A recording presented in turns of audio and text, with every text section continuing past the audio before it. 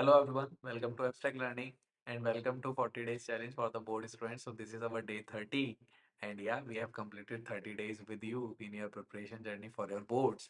So I was discussing the differential equations in the last video. Important है, सवाल बनता ही है मेरे पास यहाँ से, तो मैं इसके बारे में बात कर लेता हूँ आपसे। तो देखो सुनो, बात क्या है कि एक फॉर्मेट है, बिल्कुल रट लेना, है ना। मैं कभी बोलता नहीं हूँ किसी चीज़ के लिए, बट हाँ यहाँ आप कर लेना। कुछ P x function of x है गाइस इनटू वाई, और ये फंक्शन ऑफ एक्स यहाँ पे है गाइस। इसमें क्या होता है कि एक इंटीग्रेटिंग फैक्टर जैसी चीज होती है। इंटीग्रेटिंग फैक्टर पे डायरेक्ट सवाल उन्होंने पूछे हुए हैं। इंटीग्रेटिंग फैक्टर होता है e power p x d x. फिर जो सोल्यूशन लिखते हैं इसका वो भी रटना पड़ेगा, y into integrating factor equal to q x into integrating factor का इंटीग्रल। बस ये सोल्यूशन होता है गाइस, रटना पड़ेगा। कोई और उपाय नहीं है अपने पास, है ना। प्रूफ कभी डिस्कस करेंगे, जैसा मैं बोलता हूँ हमेशा, जेई के कंटेंट पढ़ाएंगे तो बिल्कुल प्रूफ डिस्कस करेंगे आपसे। रिग्रेस रिग्रेस प्रूफ भी मैं आपसे डिस्कस करूंगा वहाँ पे, लेकिन अभी के लिए आप इसको याद रखिए। इसमें अगर मैं x की जगह y और y की जगह x बदल दूं तो देखो डिफरेंशियल इक्वेशन कैसे दिखेगी कुछ। अच्छा ये तो हमने सवाल लिखे हुए हैं, यहाँ लिखता हूँ मैं। देखेगा dy बाई डी एक्स बन जाएगा dx by d y. y की जगह हो जाएगा x और यहाँ पे p of y x equal to q of y। अगर सवाल ऐसा दिखता है, सेम तरीका है गाइस एकदम। e पावर किसको इंटीग्रेट, पी वाई को, किसके रिस्पेक्ट में, y के रिस्पेक्ट में।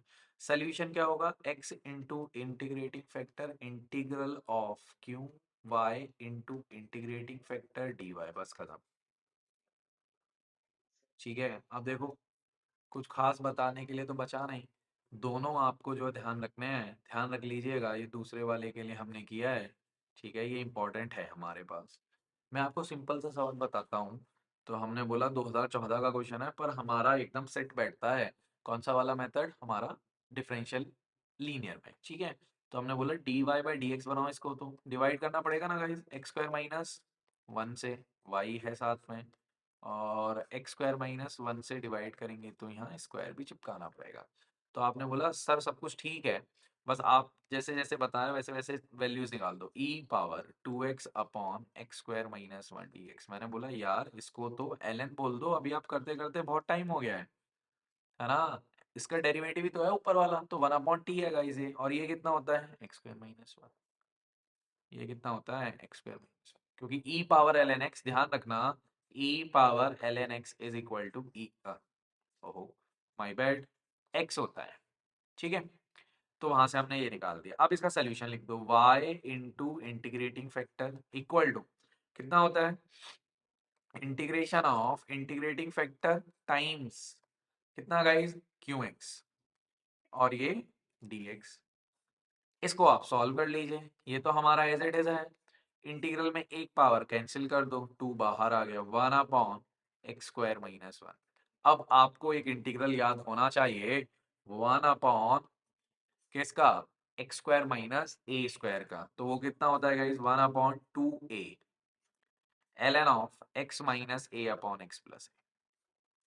ये याद होना चाहिए, हमने आपको बताया भी था, है ना। आप इंडेफिनेट इंटीग्रल वाले लेक्चर जाके देखिएगा, आपको मिल जाएगा वहां पे ये आंसर है फाइनल। आई होप आपको समझ में आया होगा लीनियर डिफरेंशियल इक्वेशन क्या होता है, कैसे सॉल्व करते हैं। फिर आपने बोला d x by d y लिख के देखो, हमारे पास दो फॉर्मेट थे ना गाइस। तो डी वाई के लिए कौन है, one minus e power x और सेक स्क्वायर वाई अपॉन ई पावर एक्स टेन वाई। कुछ कुछ बात अब सही सी लगी, क्योंकि अब मैं डिवाइड कर सकता हूँ गाइस, सिंपल सी बात है। पहले मैं डिवाइड ही नहीं कर सकता था, चलो ठीक है। Minus d x by d y तो ऐसे ही लिख दो अभी आप, माइनस सेक स्क्वायर वाई हो गया ये, और e power x tan y हो गया, plus e power x sec square y हो गया, और साथ में e power x tan y हो गया। तो आपने बोला कि ठीक है, कुछ तो सही लग रहा है, थोड़ा सा इसको और ठीक से बनाते हैं। आपने बोला कि यार मैं तो चाहता था कि मेरे पास बने वाई वाला टर्म, यहाँ तो कुछ बन ही नहीं रहा, ये तो कुछ अलग सी चीज हो गई, है ना। तो ये तो नहीं बन रहा लीनियर में। तो देखना, ध्यान रखना इस बात को कि ऐसा ज़रूरी नहीं है कि आप ज़बरदस्ती लीनियर बनाने की कोशिश करो, है ना? लीनियर दिख ही जाए, ठीक है? तो हमने बोला यार लीनियर तो नहीं बन रहा है ये, है ना? कि मैं यहाँ पे कुछ ये कैंसिल भी करूँगा। चलो 1-2 स्टेप और लिख के दिखा देता हूँ मैं आपको। ई पावर एक्स आपने कैंसिल किया। आपने बोला कि यार अब मैं क्या करूँ? थोड़ा बहुत और सिम्प्लीफाई कर लो अगर आपको ऐसा लग रहा है। ई पावर माइनस एक्स तो यहीं लिख दो, है ना? फिर सेक स्क्वायर वाई और अपॉन 10 वाई। तो मैंने बोला कि ठीक है यार, नीचे तो साइन वाई रह गया और नीचे फिर एक कॉस वाई रह गया, फिर प्लस किया, फिर हमने साइन वाई लिख दिया, है ना? और फिर से मेरे पास एक कॉस वाई रह गया। मैंने बोला ठीक है, सब कुछ तो ओके है, कोई प्रॉब्लम नहीं है। तो आपने बोला चलो ठीक है, आप इसको ना ऐसे लिख दो, equal to minus e power x. Two से मल्टीप्लाई और डिवाइड कर दो गाइस, टू यहाँ टू यहाँ, टू ऊपर टू नीचे। तो आपने बोला कि इसको हम cosec y लिख देते हैं। मैंने बोला ओके, cosec y नहीं, क्या बनेगा?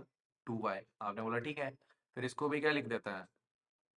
टू तो कॉमन ही आ जाएगा ना, कॉमन ले लो। और ये क्या रह गया? cosec 2y, है ना? तो हमने बोला ठीक है, अब cosec भी तो कॉमन ले रहे हैं। देखना आप, मैं इसको डायरेक्ट भी कर सकता था, बस आपको समझाने के लिए ऐसा लिखा जा रहा है और कुछ भी नहीं है। dx अपॉन ई पावर एक्स। एक चीज तो मैंने यहाँ ई पावर माइनस था, ई पावर माइनस है ना, ये लिख दिया। फिर आपने बोला कि सर अब तो मुझे लग रहा है कि वेरिएबल सेपरेबल हो गया। क्या ये वेरिएबल सेपरेबल का सवाल था इतना लेंथी? dx के साथ यहाँ कौन आ गया? यहाँ आ गया 1/1 minus e power minus x. मैंने बोला यार इसको इंटीग्रेट कर लो। आपने बोला इतना तो आसान नहीं है इंटीग्रेट करना, आप बोल लो इंटीग्रेट कर लो। मैंने बोला करो एक बार। ln of cosec x minus cot x, ये हो जाता है। cosec x का integral ln of cosec x minus क्या हो जाता है? cot x हो जाता है। चलो ठीक है, ये लिख लिया आपने। फिर आपने बोला कि ओके, टू तो कट जाएगा क्योंकि यहाँ टू आई है ना? तो टू तो क्या हो जाएगा? कैंसिल हो जाएगा, वो तो ठीक है, बात समझ में आ गया। फिर हमने इसको बोला यार इसको लिख दो e power x upon 1 minus e power x. आपने बोला अच्छा, अब तो हो गया। कैसे हो गया? आपने बोला कि भाई 1 माइनस ई पावर एक्स को टी मान लो आप, तो ये कुछ कैसा दिखेगा? ln of 1 minus e power x का इंटीग्रल दिखेगा कि नहीं दिखेगा? हाँ, बात तो सही है। फिर हमने बोला ठीक है, माइनस भी तो लगाना पड़ेगा बाहर, है ना, क्योंकि माइनस यहाँ से आएगा डेरिवेटिव से। और ये हो गया ln। बहुत ही अजीब सा सोल्यूशन हुआ है। तो जरूरी नहीं है कि हम हमेशा अच्छे से ही बना पाए। इसको तो 1 अपॉन कर देते हैं, पावर में चला जाएगा ये माइनस, और इसको कर दो c times cosec 2y minus cot 2y, है ना? और ये अपना आंसर हो। हर सवाल देखने में लग सकता है पहली बार में, जैसे ये वाला सवाल था, कि कुछ कुछ रिलेट कर सकते हैं, बट हाँ, जब हमने उसको सॉल्व करने की कोशिश करी तो वो यहाँ पे वीएस, वेरिएबल सेपरेबल की तरह ही सॉल्व हो गया। आंसर थोड़ा सा अजीब है। cos x का इंटीग्रल याद करने के लिए बोला था मैंने आपको, वो डायरेक्ट पूछ रहा है आपसे, है ना? तो याद करना ही पड़ेगा हमें, ठीक है? तो इतना ही था गाइस, ठीक है? बाकी हम लोग नेक्स्ट क्लास में कवर अप करते हैं। Okay, so thank you for watching guys. Do like and share the video with your friends. So thank you everyone. Bye bye.